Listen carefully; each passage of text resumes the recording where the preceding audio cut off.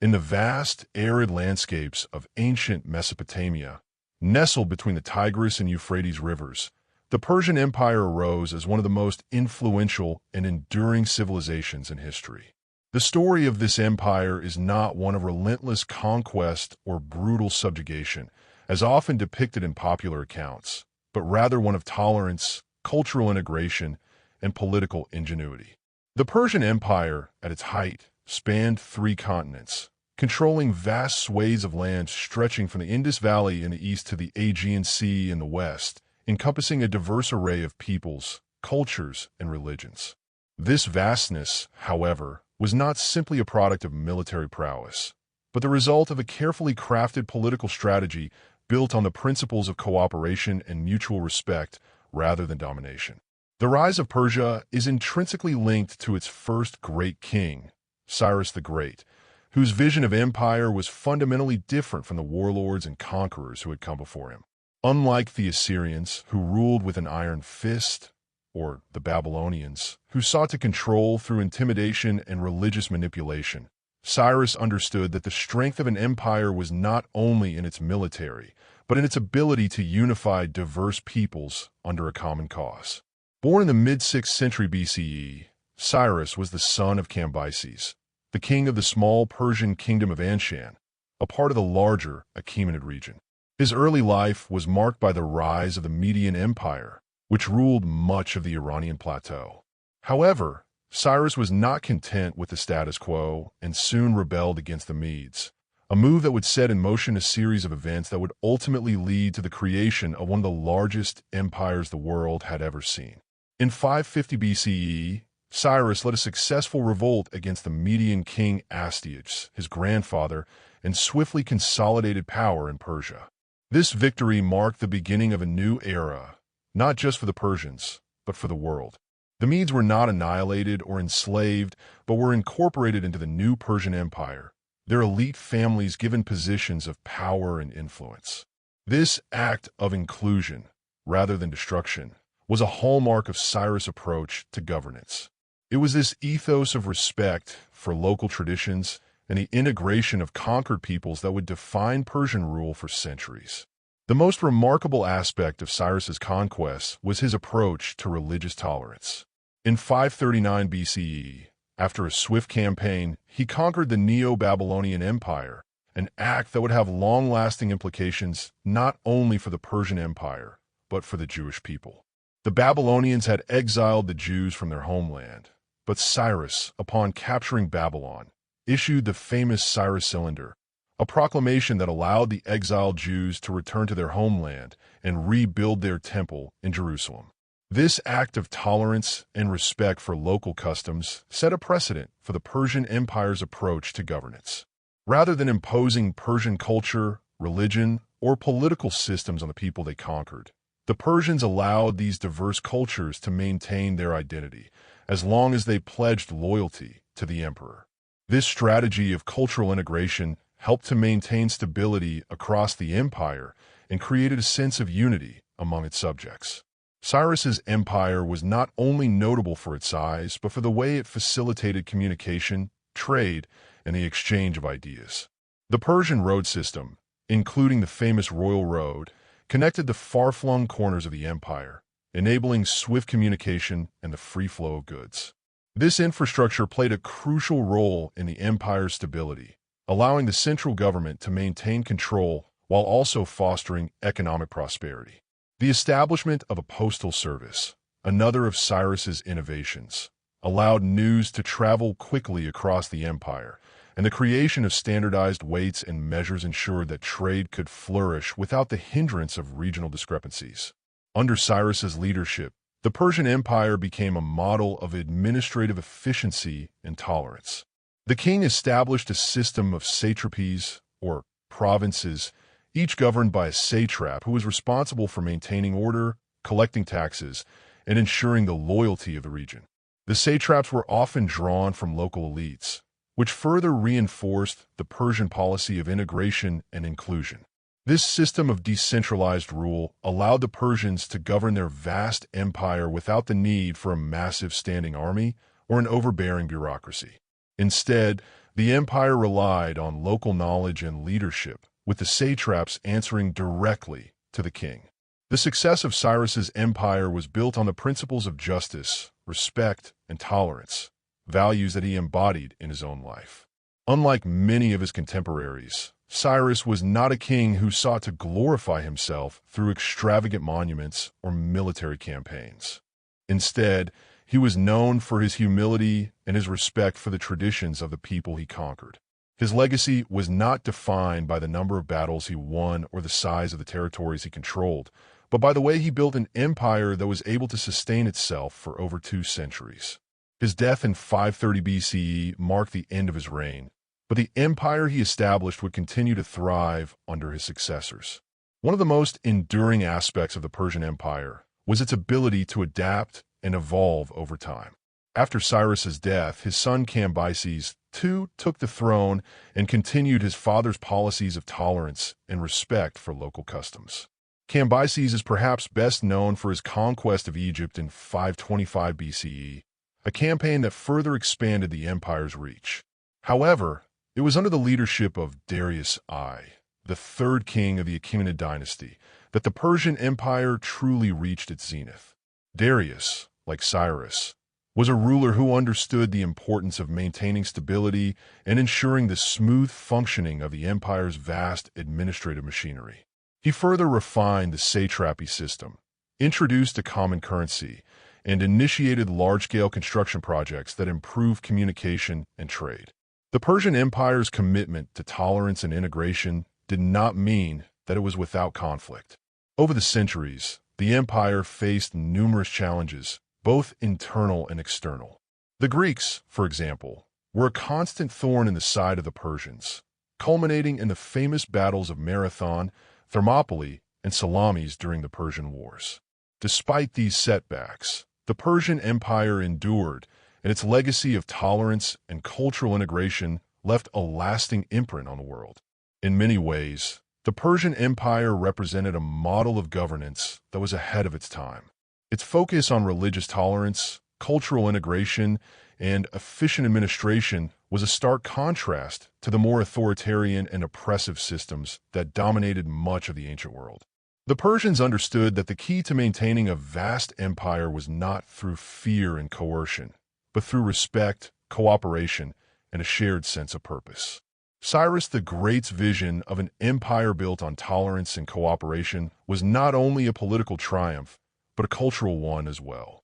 The Persian Empire became a melting pot of different traditions, languages, and religions, a place where ideas could flourish and where people from all walks of life could live and work together in relative peace. This cultural integration would have profound effects on the development of the ancient world, influencing everything from art and architecture to philosophy and science. The Persian Empire was, in many ways, a precursor to the modern concept of a multicultural, multi-ethnic state, and its legacy continues to resonate today in the way we think about empire, governance, and cultural exchange. Following the death of Cyrus the Great in 530 BCE, the Persian Empire faced a period of transition that was as much about internal consolidation as it was about external expansion. His successor, Cambyses II, inherited the vast and diverse empire that his father had forged, yet his reign would mark a critical turning point in the history of Persia. While Cyrus's empire was built on the principles of tolerance and integration, Cambyses' rule would be defined by his military campaigns and his often controversial decisions, which would come to reflect the complexities of governing such a large and varied realm. Cambyses, unlike his father, is often remembered for his bold and aggressive approach to governance. His most famous military achievement was the conquest of Egypt in 525 BCE, which added another rich and culturally significant territory to the Persian Empire. The conquest of Egypt, long coveted by empires of the ancient world, was a significant expansion of Persia's influence. However, the manner in which Cambyses executed the campaign and his subsequent treatment of Egypt and its people created a stark contrast to the approach taken by Cyrus. After the death of the pharaoh Psamtik III, Cambyses wasted no time in asserting Persian control over Egypt. His forces, though smaller than those of the Egyptian army, proved to be better organized and more strategically adept, securing victory in the Battle of Pelusium.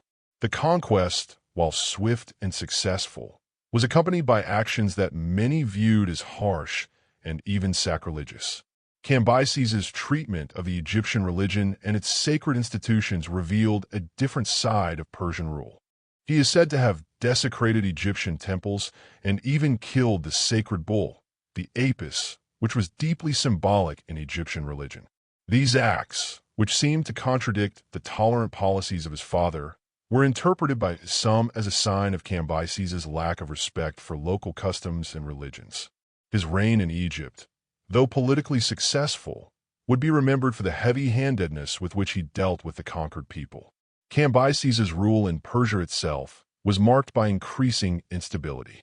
While his conquests expanded the empire's borders, his reign was marred by growing dissent and internal strife. The Persian court, often a complex and fractious institution, became a breeding ground for intrigue. Cambyses' reputation was further damaged by his erratic behavior and his tendency to rule with an iron fist, which alienated many of his subjects. The most notorious incident of his reign was the so-called false king episode, in which Cambyses, suspecting that a member of the royal family was plotting against him, ordered the execution of a man who he believed was an impostor pretending to be his brother, Bardia. However, some sources suggest that Bardia was in fact the rightful heir to the throne, and Cambyses' actions may have been the result of paranoia and instability rather than a genuine political threat.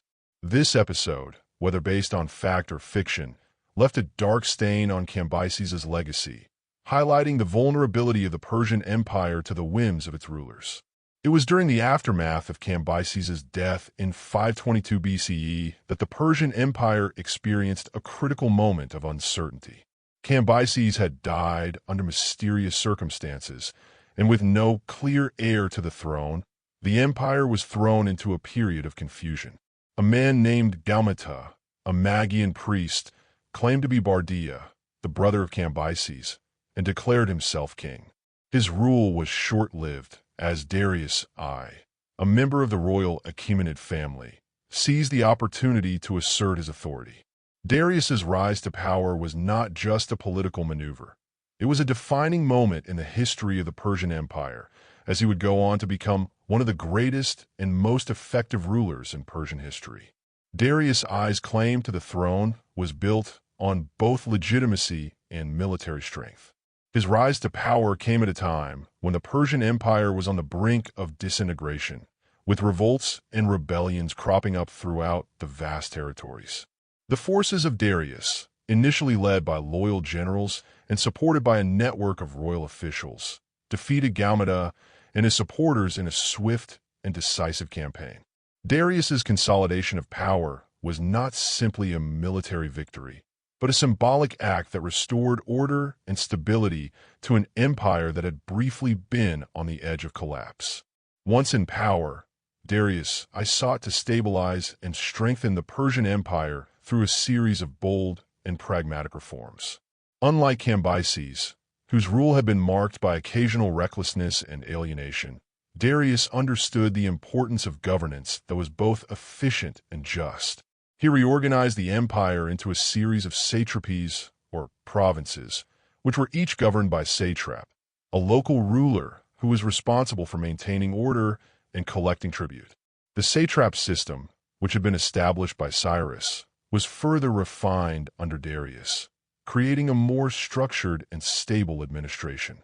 The satraps were granted a degree of autonomy, but they were also held accountable to the king, ensuring that local rulers did not become too powerful or independent. One of Darius's most important achievements was the establishment of a common currency. The introduction of standardized coinage, known as the daric, facilitated trade and economic exchange throughout the empire. By creating a system of currency that was recognized across the vast territories, Darius helped to integrate the diverse peoples and regions of the Persian Empire into a unified economic system. This was a revolutionary development in the ancient world, as it allowed for easier transactions and greater economic stability. In addition to his economic reforms, Darius embarked on an ambitious program of infrastructure development. The construction of roads, bridges, and canals facilitated communication and trade across the empire, while also ensuring that the king's messages could be transmitted quickly and efficiently to all corners of the realm. One of the most famous of these projects was the Royal Road, which stretched from Susa in Persia to Sardis in the west, covering a distance of over 1,500 miles.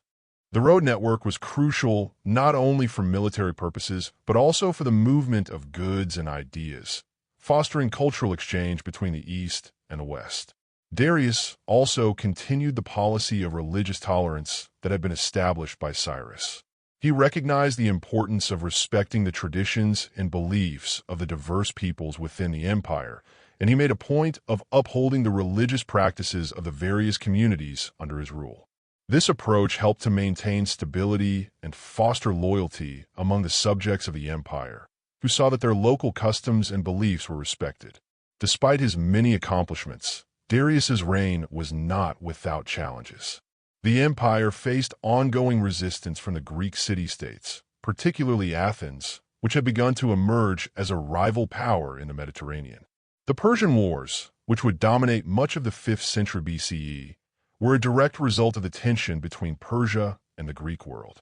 Darius's invasion of Greece in 490 BCE, though initially successful in securing the Persian foothold in the region, would ultimately culminate in defeat at the Battle of Marathon, a blow to Persian prestige that would set the stage for future conflicts. The Persian Empire under Darius I, however, remained strong and resilient. It would continue to expand its reach under his successors, including his son Xerxes, who would oversee the second Persian invasion of Greece. Yet it was the reforms initiated by Darius and his commitment to maintaining a just and effective system of governance that would define the legacy of the Achaemenid dynasty. The Persian Empire, under Darius, became a model of imperial administration, blending military strength with political acumen and cultural tolerance. It was an empire built on the idea of cooperation, where different peoples and traditions could coexist and thrive under a single, unifying force. As the years passed, Darius's achievements would become a foundation upon which the Persian Empire would continue to stand for over 2 centuries. His reign marked a high point in Persian history, and his policies of religious tolerance, economic reform, and administrative efficiency would continue to resonate long after his death in 486 BCE. The empire he had forged would endure, and the Persian vision of governance, based on respect and integration, would influence empires long into the future. Under the reign of Darius I, the Persian Empire entered a period of profound stability and expansion, solidifying its place as one of the most powerful empires the world had ever seen. However, as the empire grew in power and influence, so too did the challenges it faced. Darius's reforms and achievements laid the foundation for a flourishing empire, but the intricate web of governance, vast territorial expanse, and internal dynamics would soon reveal the fragility of imperial control. Darius's successors, including his son Xerxes I, would find themselves contending with external threats, internal revolts, and the growing ambitions of rival states. Xerxes I, who succeeded his father upon Darius's death in 486 BCE, inherited a prosperous empire, but one that was beginning to show signs of strain. Xerxes, known for his ambition and grand vision, sought to solidify his father's legacy and expand the empire even further. However, his reign would come to be marked by a series of challenges, not least of which was the Greek resistance to Persian rule. The conflict between Persia and the Greek city-states would reach its zenith during Xerxes' reign, culminating in the famous battles of Thermopylae, Salamis, and Plataea. These battles, which would define the course of history for both Persia and Greece, represented a clash of civilizations, pitting the mighty Persian Empire against a coalition of Greek city-states that had long resisted Persian domination. Xerxes' campaign against Greece was largely motivated by a desire to avenge his father's defeat at Marathon and to extend Persian control over the Greek world. His father, Darius, had made significant inroads into Greek territory, particularly through the conquest of Thrace and Macedon, but it suffered a devastating defeat at Marathon in 490 BCE. The Persian defeat at Marathon was a significant blow to Persian prestige and a rallying point for the Greek city-states.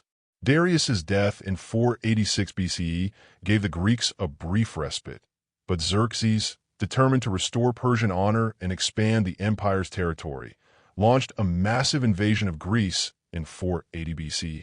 Xerxes' preparations for the invasion were monumental, as he gathered an army estimated to number in the hundreds of thousands, with a navy that was equally impressive.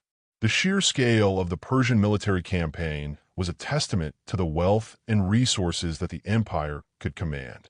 Xerxes' army marched westward, crossing the Hellespont by building a bridge of boats, a feat of engineering that highlighted the power of the Persian Empire. The invasion, however, was not just a military endeavor.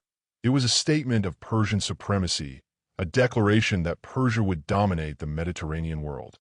The Greeks, on the other hand, were deeply divided.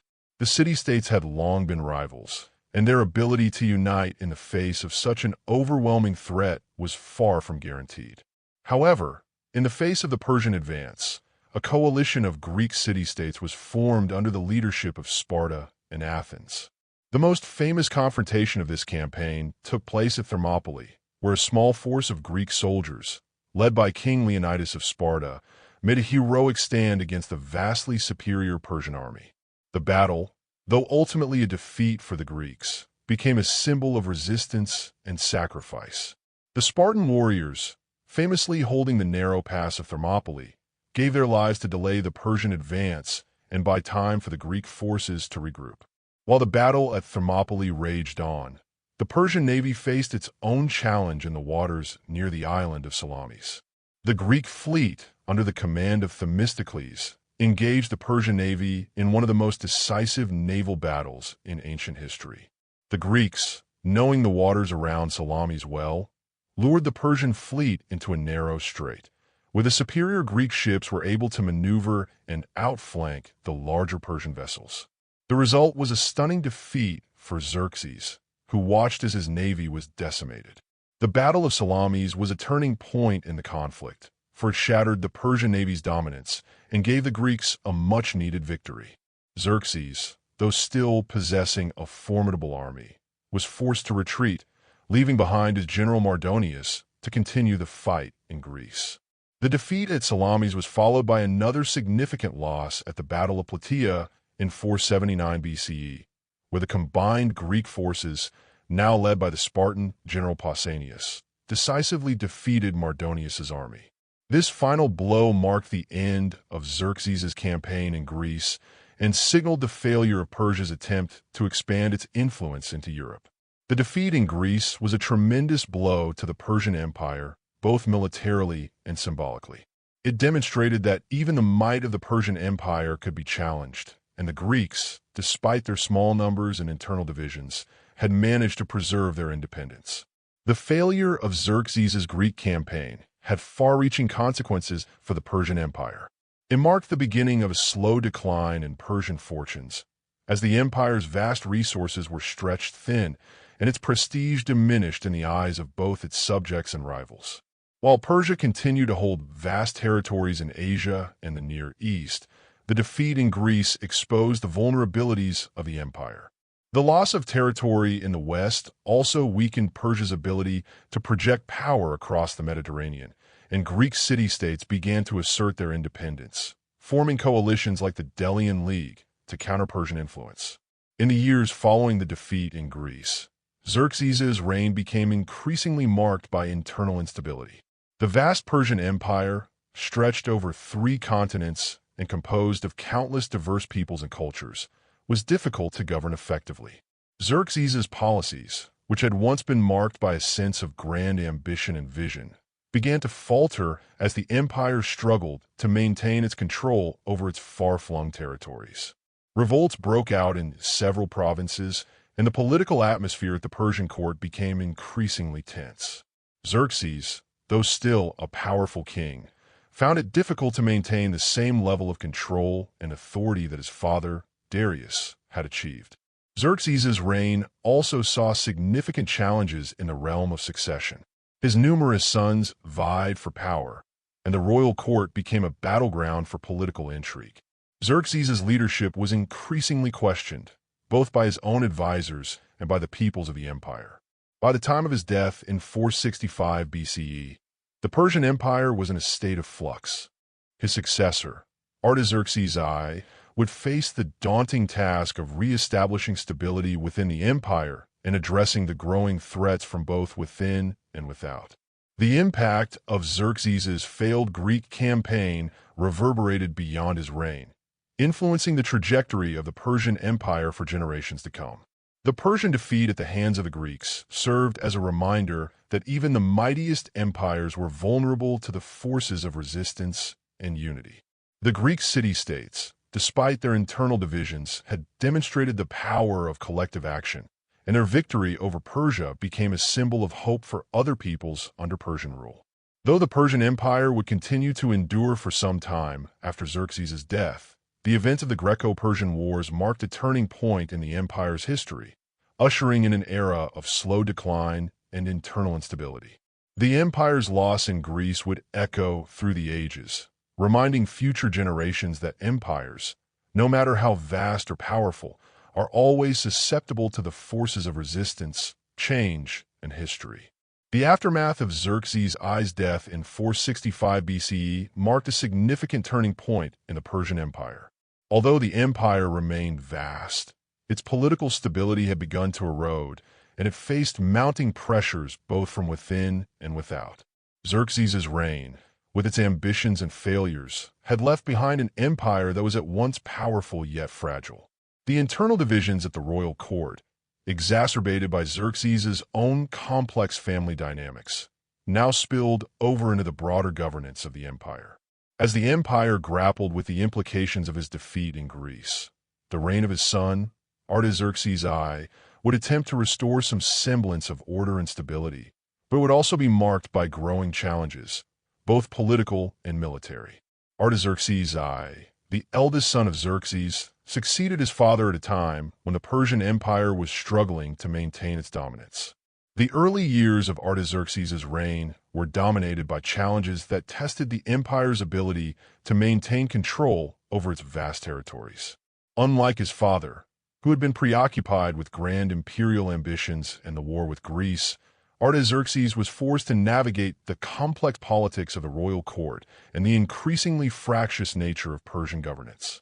His reign would be characterized by a careful balancing act between maintaining the unity of the empire and managing its internal discontent. One of the first major challenges Artaxerxes faced upon ascending the throne was the conspiracy within the Persian royal court. The murder of Xerxes I had been the result of a court conspiracy led by his own vizier, Artabanus, who sought to place his own candidate on the throne. Artaxerxes, however, proved resilient and, with the help of loyal allies, managed to eliminate Artabanus and secure his position as king. This early conflict within the royal family set the tone for Artaxerxes' reign, where political intrigue and power struggles among the elite became a constant feature. Despite his ascension to the throne, Artaxerxes' power remained somewhat precarious, and his ability to govern was continually undermined by factions within the Persian aristocracy. In addition to the challenges within the court, Artaxerxes also had to contend with the external threat of Greek influence. The Persian defeat at the hands of the Greeks during the Greco-Persian Wars had not only shaken the empire's military prestige, but it also emboldened the Greek city-states. Following the end of the wars, Greece had entered a period of relative peace and prosperity, and the Greek cities began to consolidate their power, forming alliances like the Delian League, which was established in 478 BCE with Athens at its helm. This alliance of city-states was founded on the premise of mutual defense against Persian aggression, and it became a thorn in the side of the Persian Empire. The Greeks were not only a military threat, but an ideological one, as their democratic and independent way of life stood in stark contrast to the autocratic rule of the Persian kings.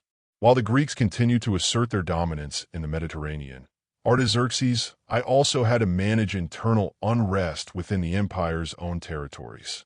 In Egypt, one of the most important satrapies of the Persian Empire, there was growing dissatisfaction with Persian rule. The Egyptians, long accustomed to their own independent dynasties and traditions, resented Persian control and frequently revolted. In 460 BCE, a major revolt broke out in Egypt, and the Persian Empire was forced to send military reinforcements to suppress the uprising. Artaxerxes sent his general, Inaros, to restore order, but the conflict dragged on for years, further straining Persian resources and diverting attention from other parts of the empire. The situation in Egypt also had broader implications for the empire's military strategy. To deal with the growing unrest, Artaxerxes was forced to balance the need for strong military leadership with the challenge of maintaining control over distant provinces. The logistical challenges of governing such a vast empire, spanning from the Indus Valley in the east to Egypt in the west, were immense. The satraps, the provincial governors, were key to maintaining order, but their increasing autonomy and the growing corruption within their ranks made it difficult for Artaxerxes to assert his authority. In many cases, the satraps acted more as independent rulers than as agents of the king, and their loyalty to the central government became increasingly unreliable.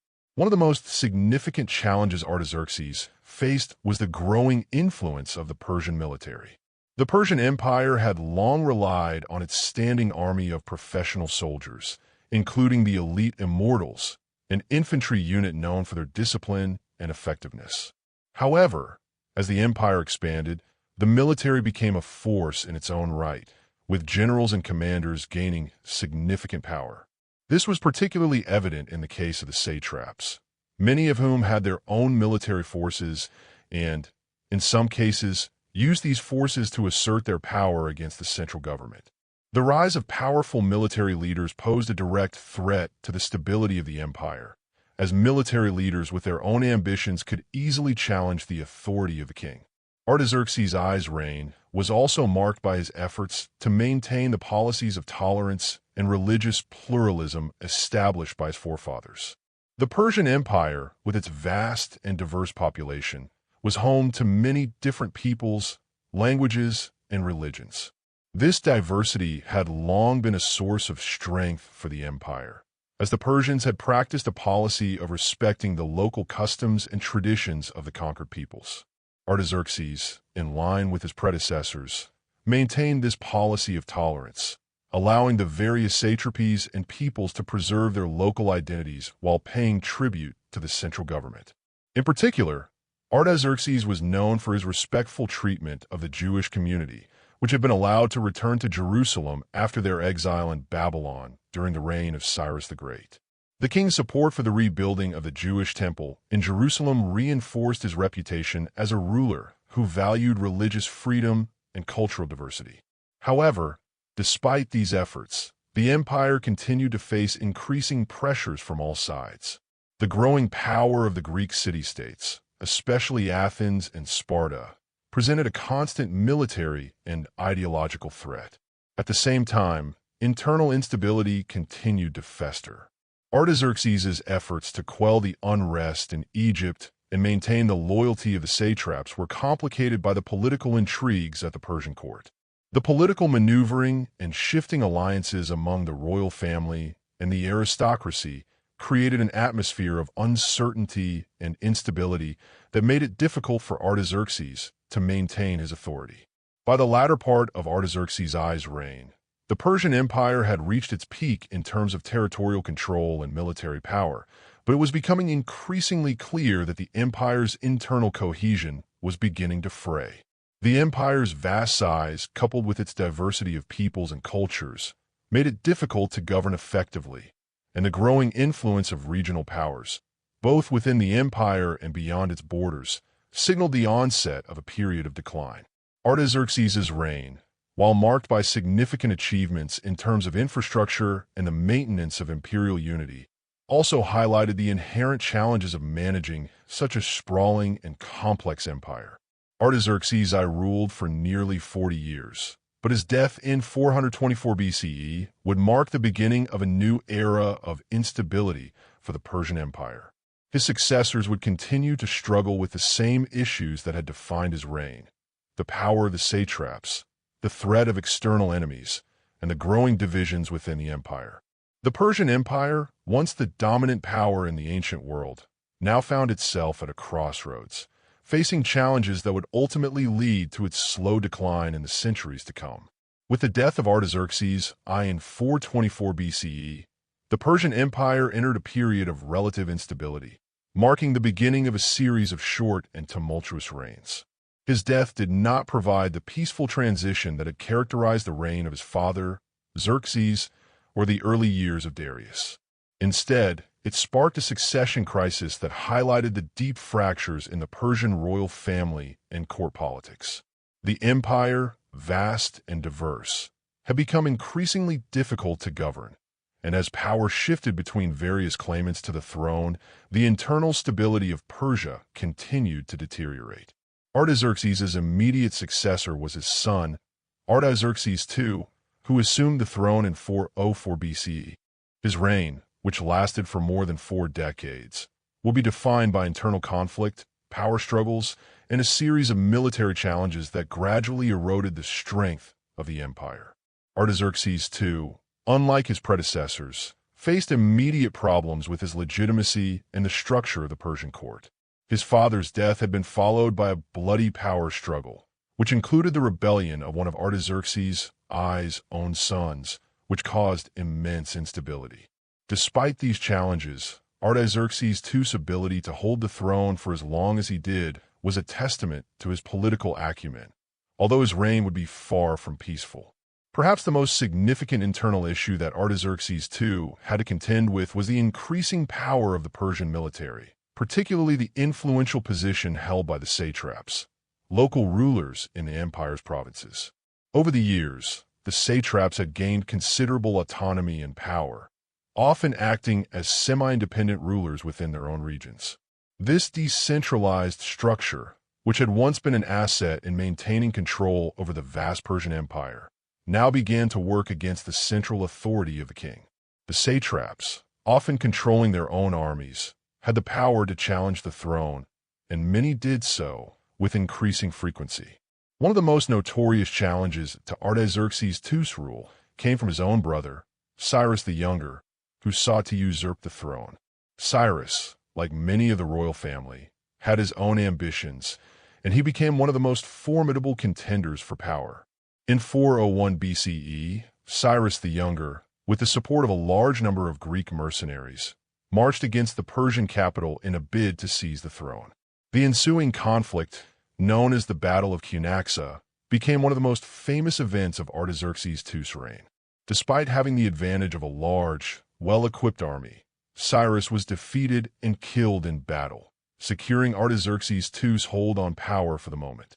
However, the episode revealed a key weakness in the Persian Empire: the fragility of the central authority and the ease with which internal rivals could challenge the throne. The defeat of Cyrus the Younger did not, however, end the threat posed by the satraps and military commanders to the authority of the king. In fact, Artaxerxes II's reign would be marked by continued struggles against powerful military leaders and rebellious satraps.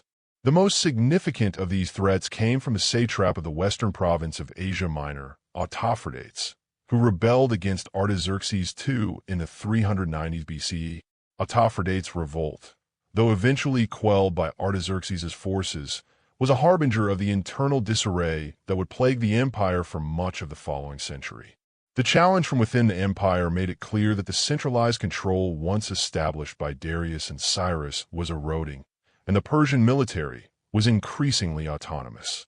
While Artaxerxes II struggled to maintain control over the satraps and military leaders, his reign was also defined by external challenges, particularly from the Greek city-states.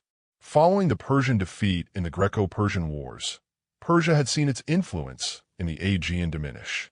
However, under the leadership of Sparta, Athens, and other Greek city-states, the power vacuum left by Persia's declining influence in the region was filled. In the early years of Artaxerxes II's reign, the Greeks took advantage of Persia's internal turmoil and the famous satraps' revolt in 367 BCE, in which many of the Persian provinces in Asia Minor rebelled against the empire, further weakened the central authority of the king. Perhaps the most notable episode in the Persian-Greek conflict during Artaxerxes II's reign was the involvement of Persian forces in the Peloponnesian War, a struggle between Athens and Sparta that had far-reaching implications for the Aegean world. Initially neutral in the conflict, Artaxerxes II eventually intervened on the side of Athens in 413 BCE, providing financial support to the Athenians in exchange for their commitment to keeping Persian control over the Aegean and preventing Spartan encroachment. This intervention effectively reversed the balance of power in the region and ensured that Persia continued to hold sway over much of Asia Minor, despite its weakened position in the face of Greek unity and rising independence. The shift in Persian policy toward Athens was indicative of the growing recognition within the Persian court that the Greek city-states, despite their internal divisions, were a formidable force that needed to be reckoned with. Artaxerxes II's intervention in the Peloponnesian War, while not decisive, helped to keep Persian interests in the region intact and delayed the complete collapse of Persian influence in the Aegean. Despite his political savvy and military acumen, Artaxerxes II's reign continued to be marred by the decline of Persian authority, both internally and externally. After decades of relative success, the empire was beginning to show signs of wear. The continuing military challenges, the weakening of the king's control over his satraps, and the growing power of regional military leaders indicated that the golden age of the Persian Empire, which had flourished under Cyrus and Darius, was fading. Artaxerxes II's reign was also characterized by religious tolerance, in line with the policies of his predecessors, which helped preserve the empire's multicultural fabric. During this period, Jewish communities in Babylon and Persia enjoyed relative peace and stability, and their position was further cemented by Artaxerxes' decision to grant them special privileges. The king's support for the rebuilding of the Jewish temple in Jerusalem, which had begun under his father, helped solidify his reputation as a benevolent and just ruler, particularly among the Jewish diaspora. However, such acts of benevolence could not disguise the broader issues facing the empire, which was increasingly struggling with its ability to maintain control over its far-flung territories. Following the death of Artaxerxes II in 358 BCE, his son, Artaxerxes III, ascended the throne. His reign, while notable for military victories, would ultimately mark the beginning of the slow decline of the Persian Empire. Despite his efforts to reclaim some of the empire's former glory, Artaxerxes III's rule would be characterized by the same issues that had plagued his father: increasing internal strife, challenges from rebellious satraps, and the continuing threat from the growing power of the Greek city-states. Artaxerxes III's assassination in 338 BCE further destabilized the empire, and the seeds of decline were firmly planted. In the years that followed, the once mighty Persian Empire would continue to fragment. The internal divisions, weakened by infighting among the royal family and the rise of powerful military commanders, would make it difficult for subsequent kings to maintain the empire's cohesion. This period, though one of significant military and political struggle, laid the groundwork for the eventual downfall of the Persian Empire at the hands of Alexander the Great just a few decades later. The reign of Artaxerxes II stands as a poignant reminder of the challenges faced by empires at the height of their power. Despite his best efforts, the internal and external pressures proved too much, and the once unified empire began to fragment under the weight of its own complexity. Artaxerxes II's reign, with its power struggles, military challenges, and external threats, marked the beginning of a new phase in Persian history, one that would ultimately lead to the decline of one of the greatest empires the world had ever known. Chapter 6 KO Expand Karo English Ma 1200+ words Bogger headings or extra lines K. The reign of Artaxerxes III, who ascended to the throne in 358 BC, marked a significant shift in the Persian Empire's fortunes.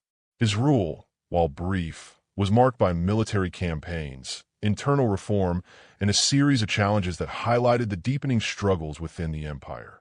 Despite his efforts to reclaim the empire's former strength, the reign of Artaxerxes III would ultimately serve as a prelude to the fall of the Achaemenid dynasty. His reign's complexities would expose the internal fractures and weaknesses that had developed over decades, with long-term consequences for the stability and future of the Persian Empire. Artaxerxes III inherited an empire that, though still vast, was weakened by internal strife, political instability, and challenges from both within and outside its borders. The empire had been plagued by weak leadership and infighting among the royal family for much of the preceding decades, and Artaxerxes III was thrust into this tumultuous environment. Inheriting the throne from his father, Artaxerxes II, who had reigned during a period of decline and instability, Artaxerxes III was confronted with a fragmented and fractured empire. The central authority of the Persian monarchy had been significantly weakened, and the power of the satraps had grown to a point where many provinces operated almost autonomously.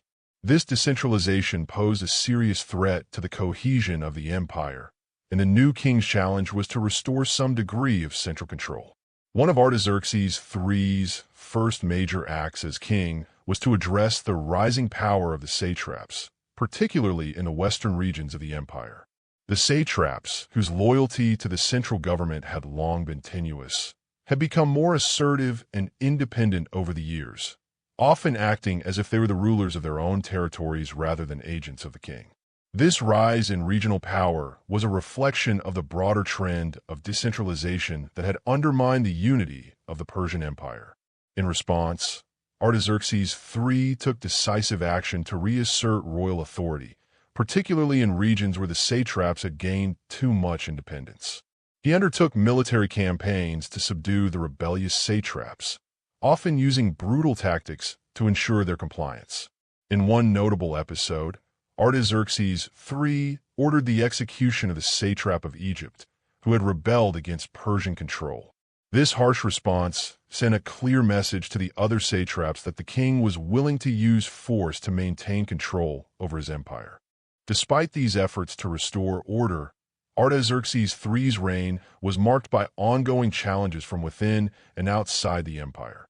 The internal instability of the Persian court, which had been a constant issue for decades, continued to plague the empire during his rule. Artaxerxes III faced multiple conspiracies and threats from within his own family, including the assassination of his own father, Artaxerxes II, under mysterious circumstances. These conspiracies not only weakened the monarchy, but also contributed to the sense of insecurity and distrust at the heart of the Persian state. The royal family, once seen as a symbol of unity and stability, had become a source of division and chaos, with members of the family often vying for power and influence. At the same time, Artaxerxes III was forced to contend with external threats from the Greek world.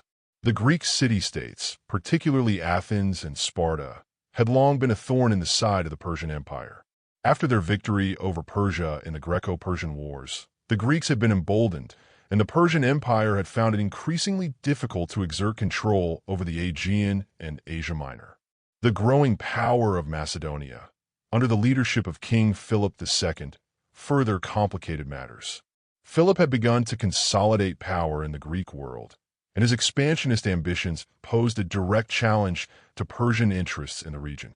In response to these external threats, Artaxerxes III made a concerted effort to strengthen Persia's position in the Mediterranean. One of his most significant actions in this regard was his attempt to reassert Persian dominance over Egypt, which had long been a source of instability for the empire. Egypt had been a rebellious satrapy for much of the 4th century BCE, and Artaxerxes III recognized that the loss of Egypt would be a blow to the empire's prestige and power. In 343 BCE, he launched a military campaign to reconquer Egypt, and after a protracted siege, he was successful in capturing the Egyptian capital of Memphis. His victory in Egypt restored Persian control over the region and helped to consolidate his power within the empire. However, the victory was not without consequences. The campaign in Egypt drained Persian resources and manpower, and the long military campaigns began to take a toll on the stability of the empire. Artaxerxes III's military campaigns also highlighted the increasing dependence of the Persian Empire on mercenaries. Over the years, Persian military forces had become increasingly reliant on Greek mercenaries, who had gained a reputation for their effectiveness in battle. This reliance on mercenaries, though effective in the short term, undermined the long-term sustainability of the Persian military.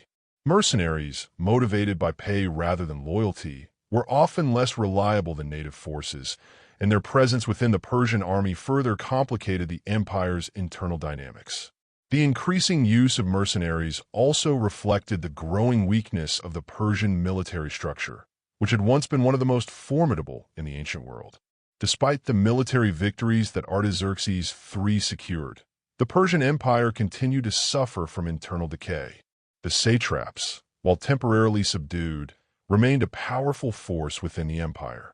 The central government's ability to exercise control over distant provinces was limited, and the empire's vast size made it difficult to govern effectively. Artaxerxes III's reign also coincided with a period of economic difficulty, as the empire struggled to maintain its vast infrastructure and support its military campaigns. The drain on resources, combined with the increasing decentralization of power, further weakened the central authority of the king. Artaxerxes III's reign, though marked by military success in Egypt and efforts to reassert control over rebellious satraps, could not prevent the inevitable decline of the Persian Empire. His reliance on harsh tactics, mercenaries, and brutal repression alienated many of his subjects and created a climate of fear and distrust. The court's instability and the power struggles within the royal family continued to undermine the authority of the monarchy, and the empire's once unified structure began to fragment. In the latter years of his reign, Artaxerxes III found himself increasingly isolated. His military victories, while significant, were unable to address the larger issues facing the empire. His ability to manage the diverse and far-flung regions of Persia, from Egypt to the Indian subcontinent, was diminishing. The empire's vast size and complexity, combined with internal strife and external threats, made it increasingly difficult to maintain control. Artaxerxes III's death in 338 BCE, under mysterious circumstances, marked the beginning of the end for the Achaemenid Empire. His son, Artaxerxes IV, succeeded him, but the empire had already entered a period of terminal decline. The Achaemenid dynasty, once a powerful and unified force in the ancient world, was now fragmented, and its ability to defend itself against external threats was in question. The Macedonian Empire, under the leadership of Alexander the Great, would soon rise to challenge the Persian Empire in what would become one of the most dramatic and consequential military conflicts in history. The reign of Artaxerxes III serves as a poignant reminder of the challenges faced by empires at their height. While he managed to restore some measure of control over the empire, his reign also highlighted the deep-seated issues that were slowly undermining the Achaemenid state. The reliance on military force, the increasing power of regional satraps, and the decentralization of authority all contributed to the gradual collapse of the Persian Empire. Artaxerxes III's reign was marked by both successes and failures, but in the end, it could not prevent the inevitable decline of one of the greatest empires of the ancient world. Following the death of Artaxerxes III in 338 BCE, the Persian Empire was left in a state of disarray, with the throne of Persia open to the heirs of a dynasty that had already seen a steady decline. His son, Artaxerxes IV, also known as Arses, succeeded him, but his reign would prove to be exceedingly short-lived and marked by internal instability, corruption, and weak governance. Artaxerxes IV's reign, which lasted only 2 years, from 338 BCE to 336 BCE, was unable to address the growing challenges that had plagued the empire for much of the previous century. The Persian Empire, once an undisputed superpower, was now a fragmented entity with a crumbling infrastructure, an ineffective central government, and an increasingly emboldened external enemy in the form of Macedonia, under the leadership of the young and ambitious Alexander the Great. Artaxerxes IV inherited a kingdom teetering on the edge of collapse. The political structure of the Persian Empire, once formidable and meticulously organized under Cyrus the Great, had steadily weakened over the centuries. The empire had long been plagued by infighting within the royal family, rebellion among the satraps, regional governors, and a decentralization of power that increasingly made it difficult for the central government to maintain control over the vast empire. The relationship between the king and the satraps was often strained, with many regional leaders becoming more independent, further complicating the king's ability to impose his authority. The use of mercenaries in the military, which had become a crutch for the Persian army, also undermined the effectiveness of the empire's forces, further weakening its power. Though Artaxerxes IV's reign was brief, his ascension to the throne was itself a product of the instability that had plagued the Achaemenid dynasty. The circumstances surrounding Artaxerxes III's death, which were clouded in mystery and suspicion, left a weakened royal family, vulnerable to both internal and external threats. The king's death in 338 BCE was followed by a conspiracy within the Persian court, which sought to place Artaxerxes IV on the throne. His rise to power was marred by internal strife and factionalism, as various court factions vied for influence, creating a volatile political environment. The empire, already stretched thin by ongoing challenges, lacked the necessary leadership to confront the growing crisis, and Artaxerxes IV was quickly faced with the daunting task of trying to unite a fractured and unstable realm. The reign of Artaxerxes IV was fraught with discontent from within the royal court, with palace conspiracies and assassinations dominating the political landscape. Artaxerxes IV was an ineffective ruler, largely powerless in the face of the entrenched factions within the Persian nobility. His reign was marked by significant court intrigue, with competing factions and rival noble families jockeying for power, often at the expense of the king's ability to assert control over the empire. At the same time, the loyalty of the military, which had once been one of Persia's greatest strengths, was increasingly uncertain. The reliance on mercenaries, who had become a critical part of the Persian military forces, further undermined the empire's stability. These mercenaries, motivated by pay rather than loyalty, were unreliable and often disloyal, making the Persian military even more fragmented and vulnerable to external threats. As Artaxerxes IV struggled to maintain control of the empire, a new force was rising on the periphery of the Persian world, Macedonia. Under the leadership of King Philip II, Macedonia had transformed from a small, relatively obscure kingdom into a powerful military force that posed a direct threat to the Persian Empire. Philip II's military reforms, including the creation of a formidable professional army, revolutionized warfare in the ancient world.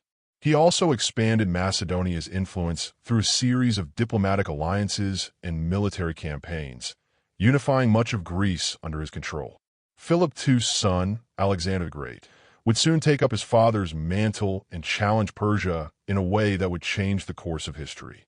Alexander, a military prodigy and visionary, had been preparing for the task of conquering Persia for much of his early life.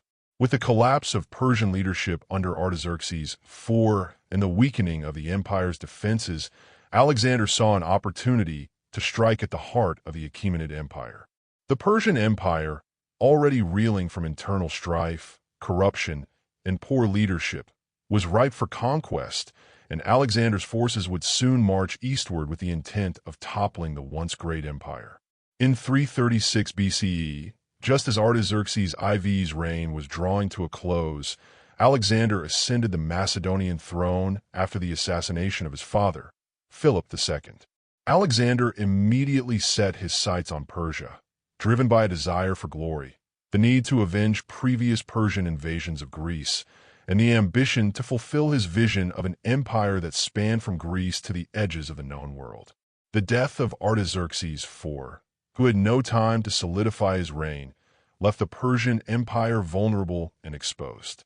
The court's political instability and the weakening of the military meant that Persia could offer little resistance to the Macedonian invasion that was soon to come. Although Artaxerxes IV was ultimately overthrown and executed by court conspirators in 336 BCE, his reign marks the final days of the Achaemenid dynasty. His brief and ineffective rule stands in stark contrast to the earlier years of the empire, particularly under kings like Cyrus the Great, Darius I, and even Xerxes. The empire, which had once been a symbol of stability strength, and unity, was now fragmented and vulnerable. The loss of Egypt, the erosion of central authority, the rise of regional satraps, and the reliance on mercenaries had all contributed to the empire's decline. These factors made it impossible for the Persian Empire to defend itself against the oncoming Macedonian assault. After Artaxerxes IV's death, Persia was left in a state of confusion, with no strong leader to unite the empire. The royal family was weakened, and the satraps, seeing the collapse of central authority, began to act with even greater autonomy. Persia, once the dominant power in the ancient world, was now divided, and the concept of a unified empire under a single monarch seemed increasingly out of reach. By the time Alexander's army crossed into Asia Minor in 334 BCE, the Persian Empire had already been reduced to a shadow of its former self. The Macedonian invasion was swift and decisive, and the Persian forces, disorganized and demoralized, were unable to mount an effective defense. The Battle of Granicus, fought in 334 BCE, marked the beginning of the end for the Achaemenid Empire. Alexander's forces defeated the Persian army decisively, and the Macedonian conquest continued through Asia Minor, Syria, and Egypt. The Persian heartland, once an invincible empire, was now vulnerable to invasion from a highly motivated and strategically brilliant adversary. The rapid fall of the Persian Empire, culminating in the defeat of King Darius III at the Battle of Gaugamela in 331 BCE and the eventual capture of Persepolis in 330 BCE, marked the end of one of the most powerful empires in history. The Persian Empire, which had ruled over vast territories and diverse peoples for more than 2 centuries, was now absorbed into Alexander's newly formed Hellenistic Empire. The fall of Persia marked not only the end of an era, but also the beginning of a new world order in the ancient world, one dominated by the Greek influence of Alexander the Great.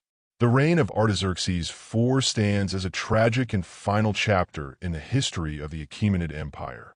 His short and ineffective rule, marred by internal discord and the decline of central authority, left Persia vulnerable to the rise of Macedonia. The factors that contributed to Persia's decline, internal strife, a weakening military, reliance on mercenaries, and the disintegration of centralized control, would ultimately make it impossible for the empire to withstand the ambitious campaigns of Alexander the Great. The Persian Empire, once a shining example of imperial power, was overthrown by a combination of internal disarray and external conquest, leaving behind only the legacy of a once great civilization.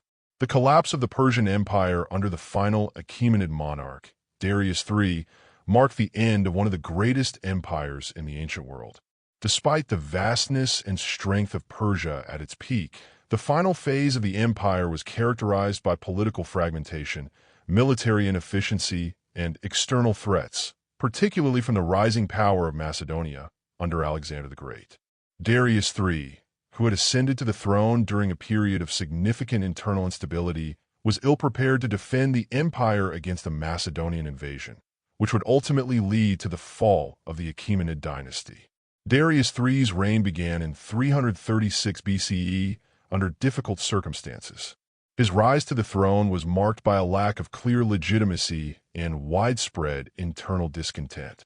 His predecessor, Artaxerxes IV, had been overthrown by palace conspirators, leaving the Persian Empire in a state of disarray.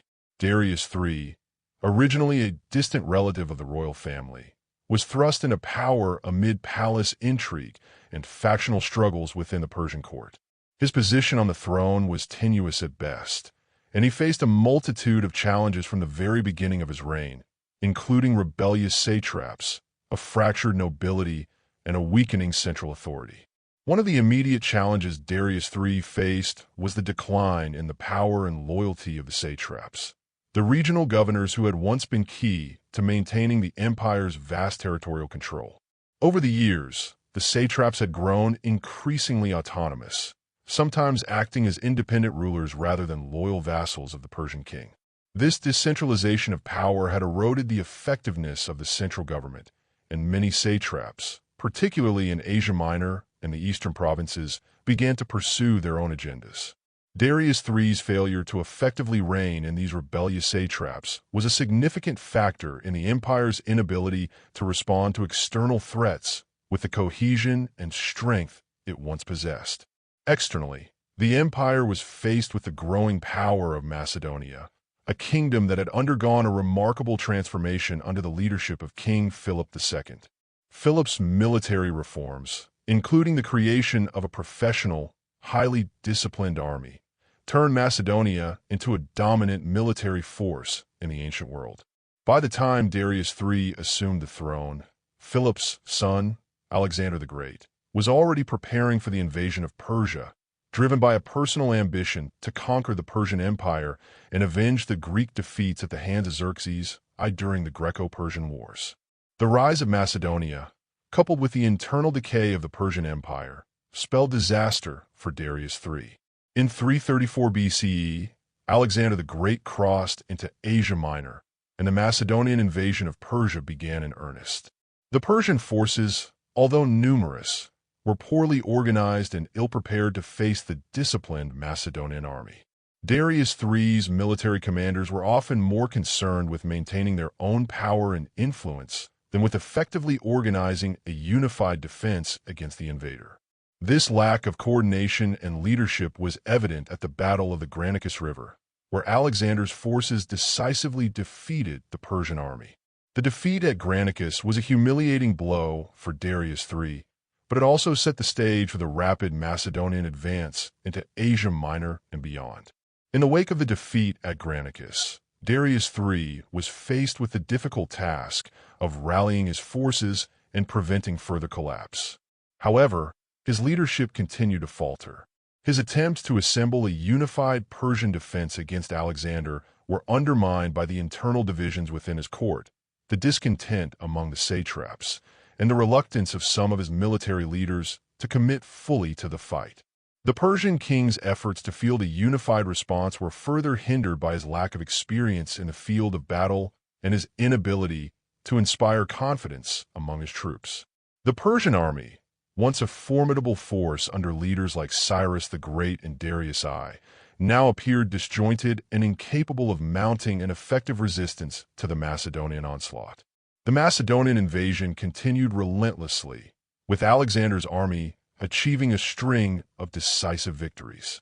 At the Battle of Issus in 333 BCE, Alexander's forces again faced the Persian army, this time under Darius III's direct command.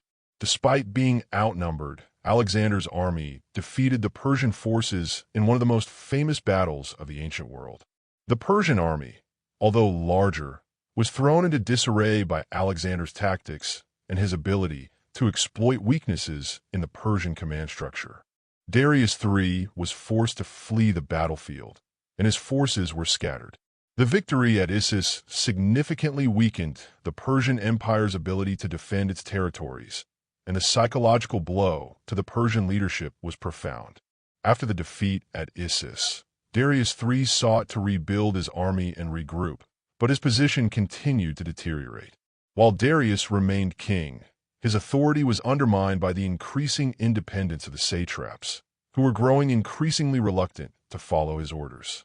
The loss of territory in Asia Minor and the defeat at Issus also emboldened Alexander, who now turned his attention to Syria and Palestine, further eroding Persia's grip on its western provinces. The Persian king's inability to respond effectively to Alexander's advances, combined with his continued military failures, further discredited his leadership. In 332 BCE, Alexander captured the strategically important city of Tyre, and soon after, he entered Egypt, where he was hailed as a liberator. The Persian Empire's influence in the Eastern Mediterranean was rapidly collapsing, and Darius III's inability to stem the tide of Macedonian conquest became increasingly apparent.